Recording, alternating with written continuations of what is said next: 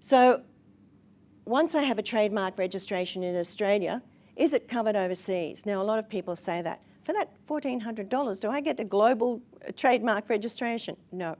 It's a country by country basis, and each country has its own trademark office register and also its own rules. Most countries are part of a convention that have the same type of rules. So going back to what I said before, is a mark unique? Does it describe what you do? Those sorts of things are generally worldwide the same rules to qualify to register in those countries. But the wording might be different. So if you go in, I've just filed an application in the US for a client. Now the US, besides the declaration, also require different wording to what might be acceptable in Australia. So you have to deal with that. But most countries will, for the most part, there's a classification system that tells you what is acceptable wording, and that's just been revised, and that's going to give you help to get it registered around the world. But being registered in one country can give you a benefit if they're part of the organisation. So, for instance, filing an application in Australia can be used as a base for filing, as I said earlier, in another country.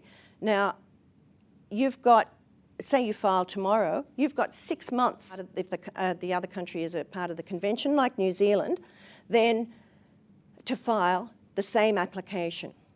So if you file yesterday and then don't file for 5 months in another country, then your application can be backdated by claiming the Australian filing date. And that can be useful. If a competitor sees what you're doing and then goes into another country, you can then, and they've filed it obviously after your application in Australia, you can use that as a strategy to knock them out.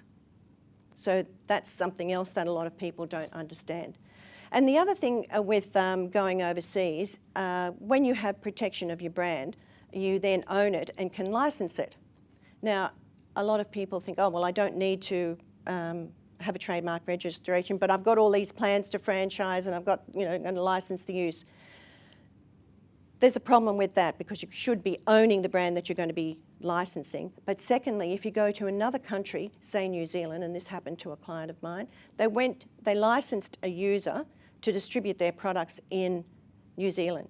But what happened was, the distributor looked on the database in New Zealand, saw that the distributor in Australia, the owner in Australia, hadn't registered the brand in New Zealand and filed an application for it, and then he owned the brand in New Zealand.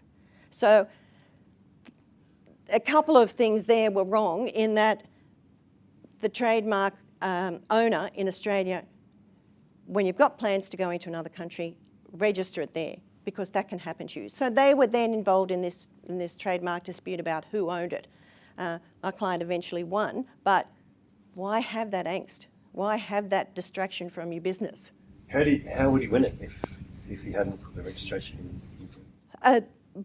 Because Australia and New Zealand have got this sort of agreement that they're on parallel, he challenged the use based on the history of their negotiations. So registered in Australia, brought all the evidence of the negotiations as a distributor, and they won that way.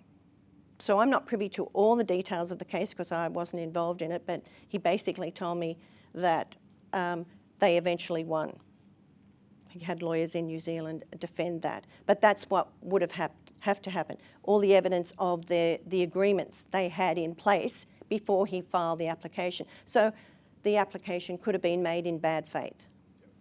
So he knew that he wasn't the owner of that trademark.